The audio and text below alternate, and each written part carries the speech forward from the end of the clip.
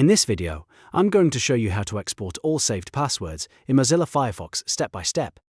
This is really useful if you want to back up your passwords, move them to a new browser, or keep a secure copy for later use. I'll keep this super simple and easy to follow, and if this helps you out, make sure to hit that like button and subscribe for more helpful tech tutorials. Alright, let's get started. First, open Mozilla Firefox on your computer.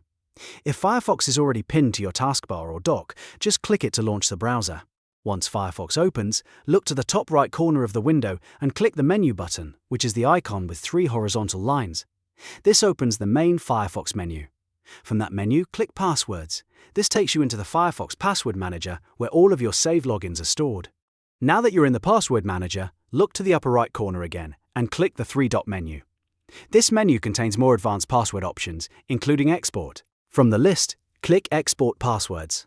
Firefox will then warn you that exporting passwords creates a file that could be viewed by someone else if it's not protected properly, so make sure you only do this on a trusted computer and save the file somewhere secure. After that, click Continue with Export to confirm that you want to proceed.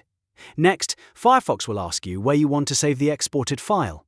Choose the folder or location that makes the most sense for you, such as your Downloads folder, desktop, or a secure encrypted drive. Once you've selected the location, click Save. Firefox will then generate the export file containing your saved passwords. After the file is saved, you'll have a backup copy that you can use later if needed. Just remember, this file contains sensitive information, so it's a good idea to move it somewhere safe and delete it when you no longer need it. And that's it. You've now exported all of your saved passwords in Mozilla Firefox. If this tutorial helped, please give it a like and subscribe for more clear and simple how-to videos. Thanks for watching, and I'll see you in the next one.